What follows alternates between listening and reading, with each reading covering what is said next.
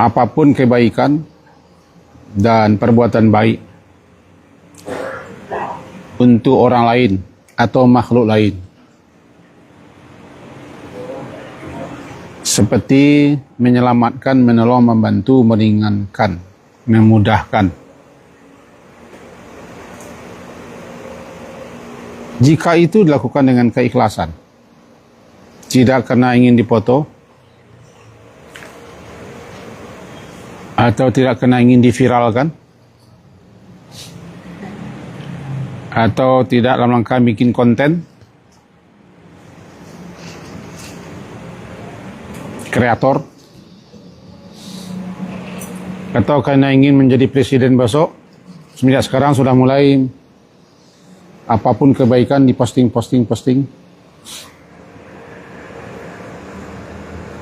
Tapi murni membantu makhluk, menolong makhluk yang kebayang kesusahan, tidak lain tidak bukan karena mengharapkan ridha Allah,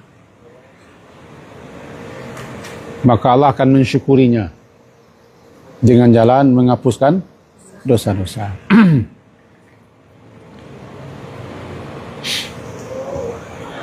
Kadang-kadang dipersuakan, dipertemukan kita dengan makhluk-makhluk tertentu yang butuh bantuan kita, pertolongan kita. Di sisi Allah kan ada yang tiba-tiba, yang kebetulan itu kan dewa.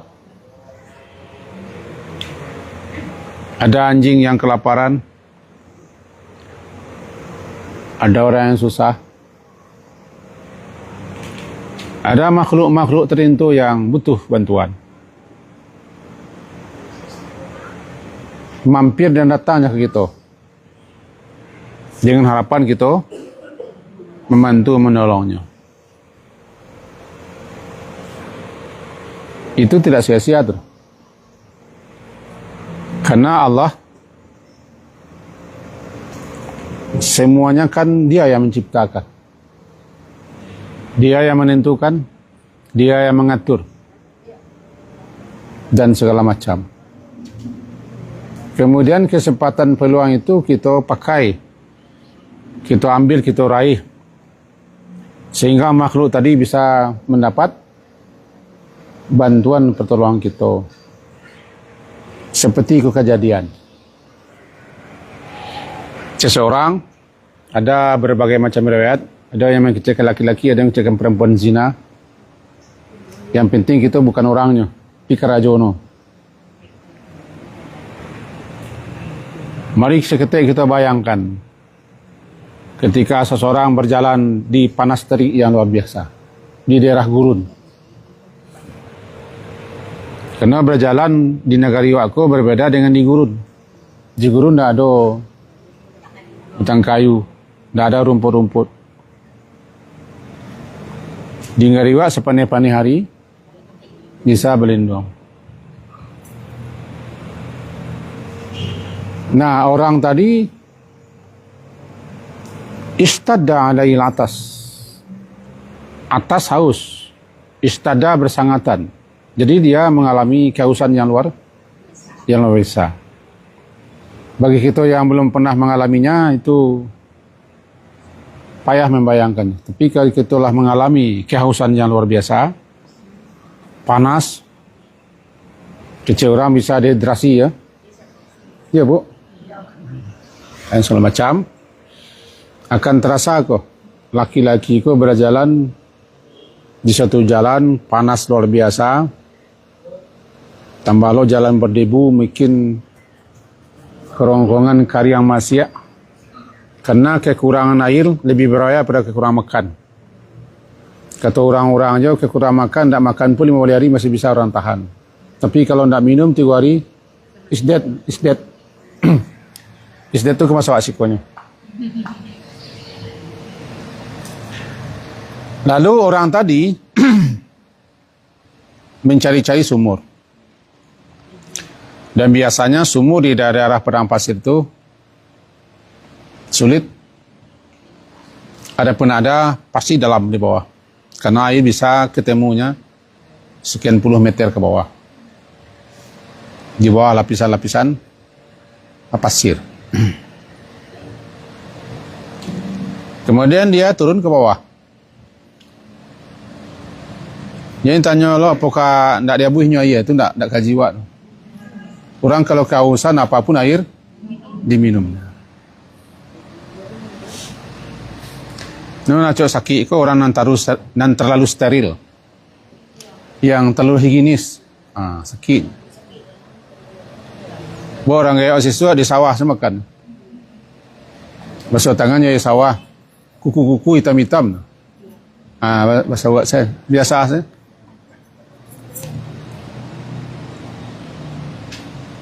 Ini cari lo ke pelo. Bangkit ke pelo. Isuruan ke api unggun. Kalau pusung-pusung, berabu-abu makan jo. Tidak masalah. Ada. Pokoknya sakit itu kadang-kadang di mindset otak kita ke situ. Tidak berani lo, boh. Sebab tim medis banyak sih kok. Seakan-akan kita mencayah lo kebersihan lah. Maka dia turun ke bawah. Fanazala fiha, maka dia turun ke dalam sumur. Tadi lama bayangkan sumur itu dalam bawah. Biasanya orang di daerah gunung itu menimba menyau air pakai kantong kulit yang diberatkan, maka diulurkan sekian puluh meter ke bawah. Nah, nangka keteh kantong kulit. Airnya jernih kalau itu. Belum pernah mencari. Setelah habis hausnya, dia keluar lah Pak Raja. Keluar dia mendaki. Setiba di atas nampak baginya anjing. Anjing karena saking hausnya lidah diulurkan menjilat-jilat sesuatu yang dirasa basah. Kecil orang pakar peranjingan. Itu pakar itu namanya pakar anjing, tidak boleh doh. Enggak, kita hanya menyebut pakar peranjingan, bukan pakar anjing. Berbeda lagi kalau anjing pakar, beda loh. Anjing dan sejenisnya, kalau hanya membuka mulut, mengeluarkan lidah, itu membuang hawa panas di tubuhnya. Jadi ketemu dua anjing-anjing, kedua-dua yang lidah memasukkan hawa dingin, mengeluarkan hawa panas itu. Itu mungkin anjing itu, tapi kalau orang pada itu tidak pas deh. Hari panik nganggunya orang. Anjing, singa, binatang buas itu. Maka nampak di anjing yang telah menjulurkan lidahnya mencari-cari basah di tanah. Jadi yakulu thara, dia menjilat-jilat tanah karena saking hausnya untuk menghilangkan dahaga.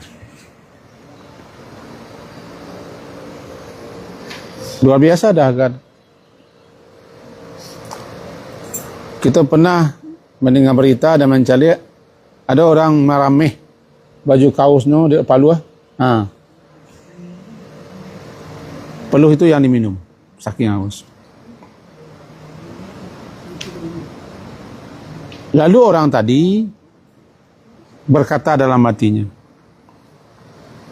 laqad balagha hadzal kalbu minal atas misla alladhi kana qad balagha minni. Bahasawaknya anjing ko menderita kehausan luar biasa. Mau dia bawa cako dalam hatinya. Una mengecek sialan kau mengecek. Disurangan. Lalu dia turun ke bawah. Jadi apa menyebabkannya turun ke semua balik? Tidak ingin viral kan? Tidak ingin dipeto. Hanya rasa kasihan melihat makhluk mengalami apa yang dialaminya tadi. Itu makanya kita kadang litak, biarlah litak. Nak terasa dulu bahwa orang nak makan. Biarlah haus kadang-kadang, nak terasa dulu kita menderita. Jadi kalau kita tidak pernah menderita kesusahan, kepayahan, kesakitan, kita tidak akan merasakan yang dirasakan orang. Tentulah hikmah puasa kan. Turun ke bawah.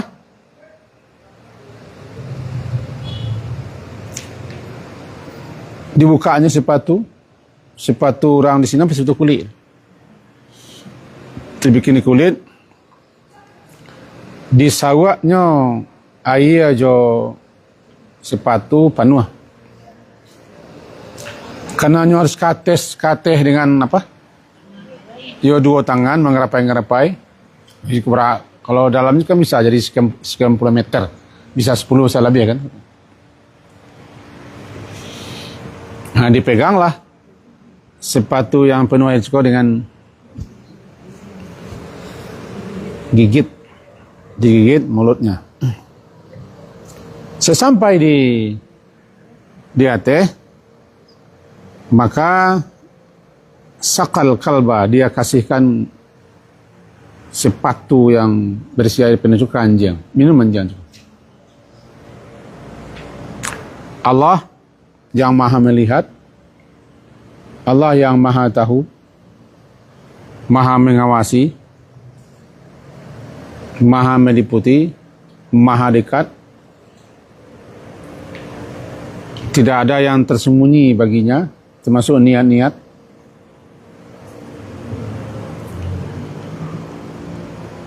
Bersyukur kepada manusia yang tak itu, lalu diampunkan dosanya 2 repek. Makasih Allah bersyukur. Kalau Allah bersyukur bukan syukur-syukur atau macam alhamdulillah, kasih Allah akan macam alhamdulillah, tidak bersyukur. Salah satu nama Allah adalah Syakur. Shin kaf waw ra, syakur, yang banyak mensyukuri. Kalau yang bersyukur syakir, yang disyukuri masykur. Ucapan syukur syukran. Allah maha mensyukuri, salah satu maknanya adalah amalan yang sedikit, perbuatan yang tidak banyak sebentar,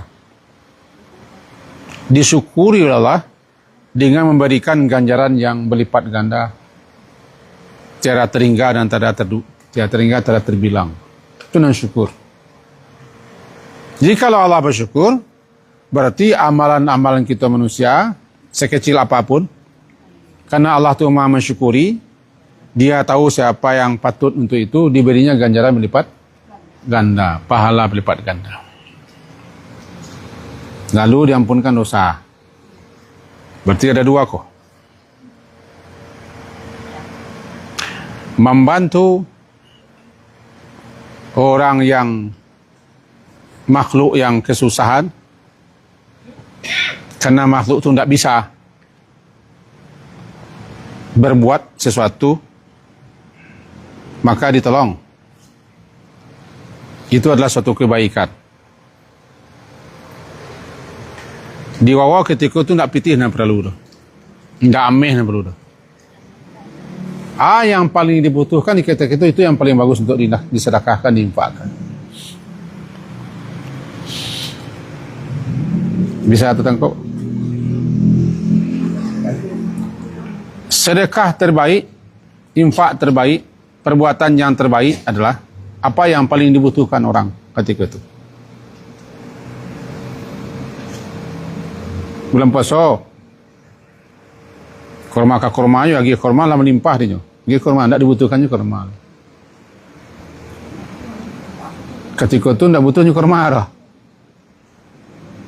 Tentu butuhnya ke nasi. Nah, contohnya begitu. Orang kalau kehausan tidak pitih gitu. Iya.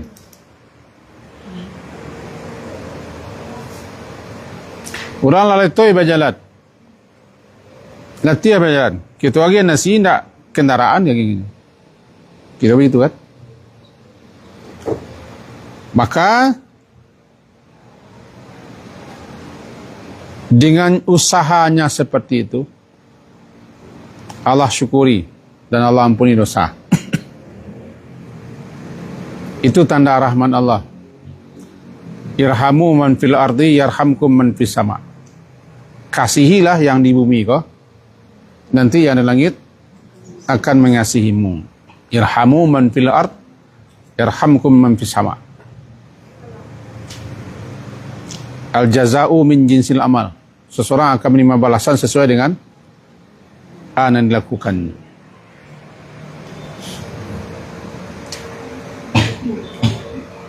Jadi Allah bersyukur berarti Allah melipat gandakan ganjaran balasan, ampunan dosa. Juga nanti orangku akan mendapat hal ketika dia susah, sempit, payah, menderita, ada hajat yang susahnya memenuhi, akan ada saja nanti akan menolong membantunya. Kalau kita berada dalam keadaan baik, aman, tentram, bisa jadi ada orang yang mendoang gitu.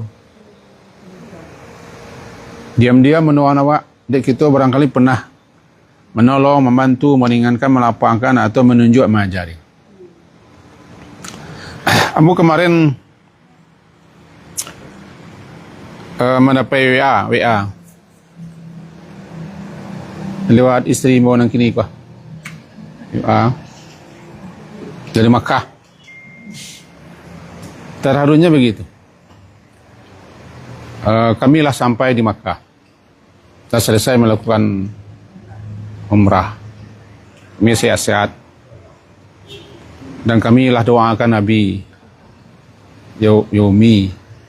Mudah-mudahan bagaimana begini. Terima kasih atas segala sesuatunya. Itu membuat sebab bisa jadi yang menggerakkannya berdoa kan Allah tu. Jadi awak pernah kau melakukan sesuatu untuknya, sehingga bersyukur dengan jalan mendoa awak. Yang penting siapapun yang berbuat baik pasti akan menerima balasan, bukan daripada orang yang ditolong.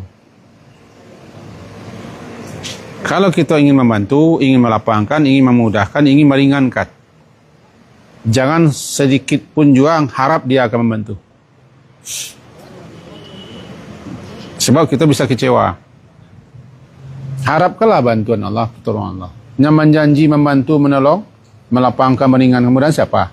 Malaikat Allah, mengapa orang? Jadi kenapa kita marah, kenapa kita kesal, kenapa kita benci ke orang? Dia awak mengharapkan balasannya lantaran kita telah pernah berjasa, membantu, menolong. Kecewa. Pajak. Semua pajak anak boleh. Tak seketik itu. Dulu awak mengambangkannya. Begini, kini. Apa soal sombong? Uju. Segala macam. Itu karena kita mengharapkan bantuannya. Ini supaya kita jangan sampai mengerutu, berang, bangih, banci kepada orang yang kita tolong. Jangan harapkan dia menolong. Harapkanlah balasan daripada Allah yang menyuruh kita untuk menolong. Yang menyuruh kita kan Allah. Itu gunanya iman. Lah mau disapa, mau ditegur, mau disonggengi, mau apa, tidak urusan awak lah. La nuridu minkum jaza'a wala syukura. Kami tidak butuh daripada kamu balasan dan terima kasih. Kan itu ayat kan?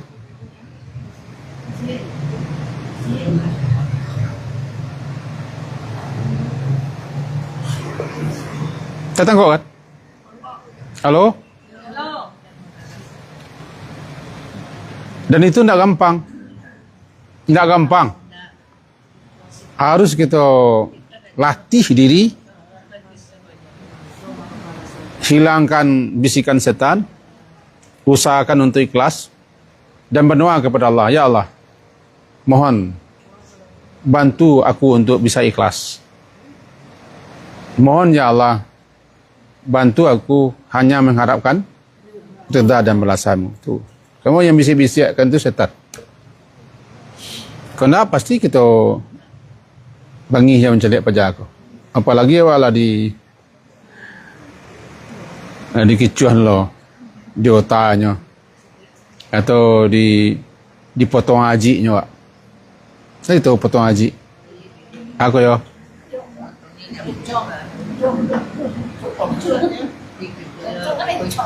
Awak lalu potong nonton. Potong haji. Jadi obat supaya kita jangan burak sangko, marah, abangi, benci kepada orang yang kita tolong atau bantu. Caranya begitu.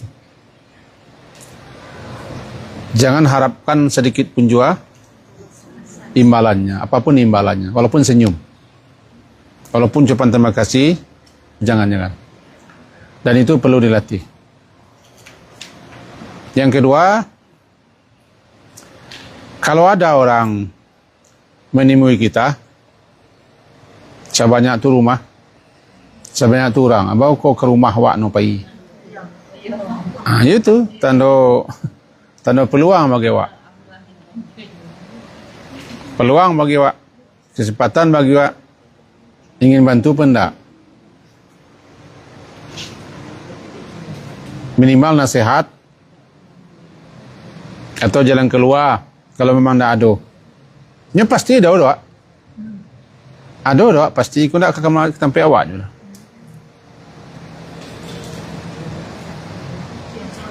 Halo?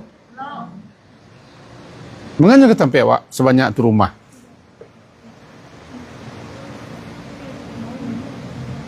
Sana feelingnya lagi. Feeling ko ala kini ko.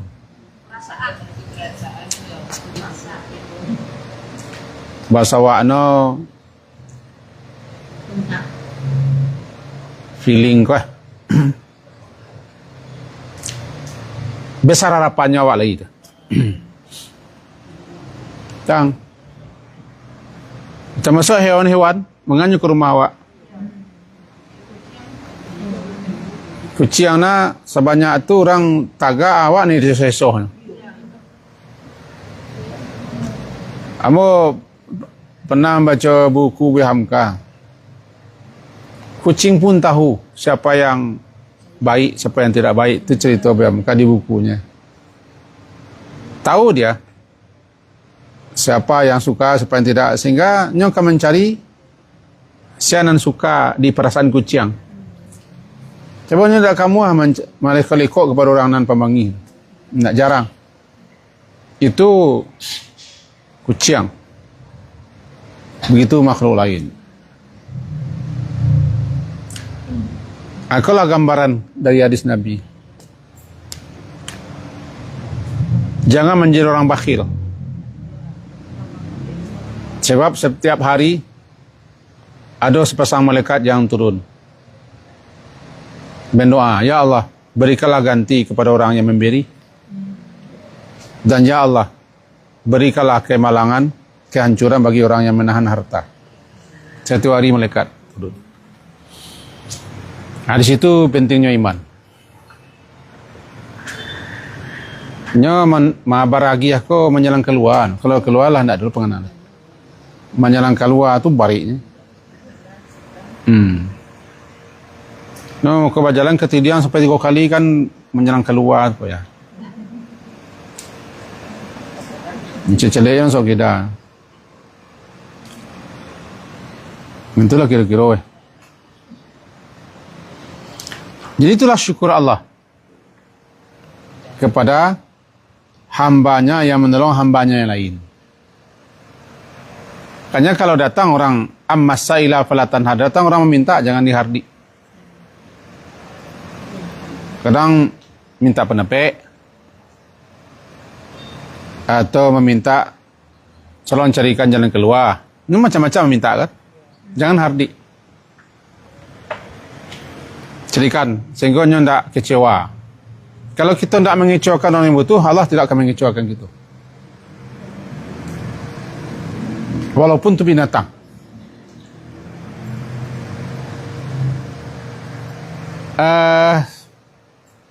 Kamu pernah menonton Animal? Iya, kan ada layar TV yang spesial binatang. Agak candu nonton. Karena itu tidak direka-reka. Tidak dibuat-buat. seekor beruang besar. Anaknya terjepit di jarik di Kanada tuh. Lalu beruang tadi mencari-cari orang, tapi tidak ada orang yang mengerti makasihnya. Di jalan-jalan, orang ketakutan, tapi dia menghampiri seseorang. Seseorang dia punya. Orang tu paham barangkali ada makasih beruang. Sebutnya tidak ganas, tidak berang, memelas dirinya tu. Sampai ketampian itu juga kiranya anaknya sedang terjerat. Ditolong oleh orang tadi, malah anak terjerat. Itu pai beruang. Besok pagi datang beruang tu mau ikat di muncungnya. Ia letaknya di pintu rumah. Beruang. Beruang. Karena binatang pun mempunyai rasa terima kasih. Dia punya perasaan. Besar. Ya, kalau diceritakan, Nabi diceritakan saya ke jibiku. Banyak mencari-cari tayangan, bukan direkayasa. Tidak. Direkayasa konten namanya kan. Jadi intinya kalau kita berbuat baik karena Allah, Allah yang menggerakkan yang lain. Latihlah itu. Paksa diri untuk berbuat baik tanpa mengharapkan, tanpa ingin diviralkan, dipuji orang. Dah bantu sajalah. Karena kita satu saat nanti akan mengalami sesuatu kesulitan. Dari situlah nanti Allah berikan kita pertolongan dengan cara tidak tahu gitu. Ambo tidak banyak lo baik-baik. Paling-paling ketika baik-baik. Ketika baik-baik tu baik ambo. Dulu ambo sering pulang malam sampai yang sebalik sampai yang balik. Malam. Di tahun-tahun 2000-an. Tahun 98 kateh. Karena kegiatan bo siang malam. Lalu dicari oto buruak cek. Dia malam tidak bisa kondisi. Mau dulu kalau pagi-pagi atau lengkap dari oto. Masuk buku-buku. Satu kali lah jam 2 balik lewat 30 pulang. Malam dari Bukareh menuju Singapura. Kiranya jam 1 jalabek ni. 1 malam. Mau pulang. Di tengah jalan mati tagak tu. Di Pesawangan. Nah tahu tak bala cara ni. Tiba-tiba datang seauto dari muka. 3 orang, 4 orang isinya. Turun. Awallah. Awal surang kan? Oh iya. Diarahkannya lampu auto dari Sinan ke Muko. Kamu masih tahu sehingga. Kemudian ada apa Pak? Saya tidak ngerti mobil ini apanya. Tiba-tiba anda hidup. Coba kami periksa Pak. Cayo saya. Saya hujan hujat. Saya dikocek-koceknya. Kemudian hidup betul. Sudah Pak, siapa? Dan tu tanya dari mana Pak?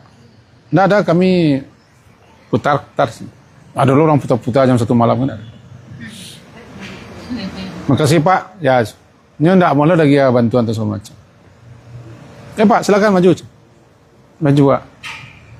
Hari jalabe itu lamanya tekana Pak. Nan tekana ada Pak ketika Allah baik awak ke orang tu.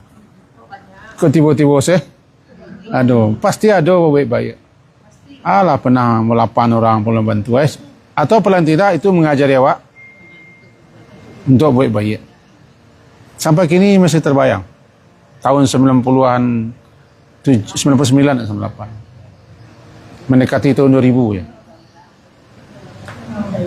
Masih terbayang. Jadi ya, intinya begitu. Apapun kebaikan kita yang kita lakukan, haraplah kepada Allah itu saja.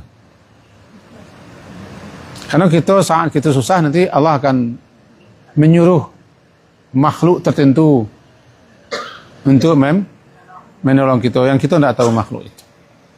Kita juga pernah barangkali masing-masing kita punya pengalaman. Allah bersyukur, Allah ampuni dosanya. Dalam hadis lain adalah perempuan lacur, pezina kiranya. Jadi ada sekian riwayat, pezina ketika haus dia turun, ketemu anjing di atas. Ujung hadisnya sama. Jadi intinya itu kejadiannya tidak sekali dua kali. Maka rasa kasih itu penting. Membantu, menolong, melapangkan, meringankan.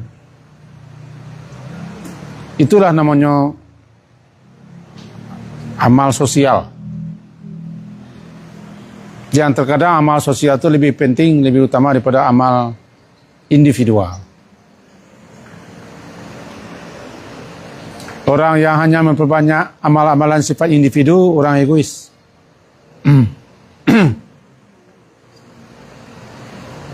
Nabi SAW kata beliau,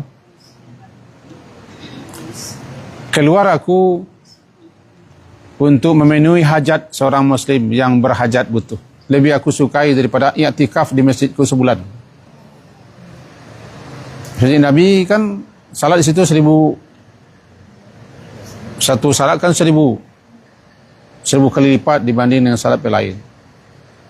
Apalagi Ramadan. Aku keluar untuk memenuhi hajat seorang muslim, lebih aku sukai daripada i'tikaf di masjidku ini. I'tikaf itu sifatnya individu. Menolong membantu orang, awak dapat amal, ini dapat amal. Jadi orang-orang yang tidak peduli, hanya kusuk-kusuk untuknya sendiri, amalnya sifatnya individu. Lah matinya habis amalnya. Lah mati, tidak bisa beramal lain. Tapi amal sosial, lah mati pun kita, orang masih cok melanjutkan amalan kita, karya kita, usaha kita. Kita kena kadang-kadang doanya. Jadi seimbang lah nak. Antara hablum minallah, hablum minannas. Kau contohnya sih kau. Kata sahabat Nabi, ya Rasulullah. Jadi kalau kita berbuat baik kepada binatang-binatang dapat pahala Rasulullah. Iyalah kata beliau.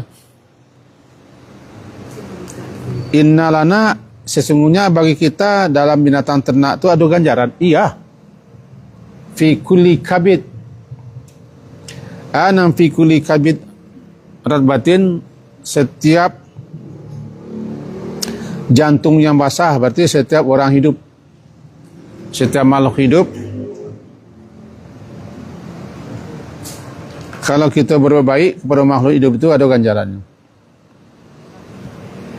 Karena yang Allah nilai bukan makhluk yang dibantu, tapi kita yang membantu itu yang nilai. Apapun yang kita bantu, apapun yang bisa. Maka setiap kebaikan kita yang tidak hanya kepada manusia, kepada binatang ya juga, Allah akan sediakan ganjaran pahala balasannya. Asalkan itu diperbuat karena semata-mata kita tidak ada harapan yang lain, hanya untuk membantu. Hanya untuk membantu. Maka suka-sukalah kita membantu orang dalam bentuk apapun kalau orang butuh, orang memerlukannya. Karena itu amalan yang luar biasa. Kadang-kadang orang cakap tu tidak bisa awak dibantunya. Kadang-kadang jadi doa awak di, jadi doa awak. Panjangnya umur ya Allah orang kan. Tidak ada nak dibantunya awak lain. Dia kita pernah buat bayar di doanya awak dan segala macam. Jadi inti kaji awak siang ini banyak jalan-jalan untuk bersedekah, berinfak. Banyak peluang kesempatan untuk berbuat baik. Tergantung awaknya lah.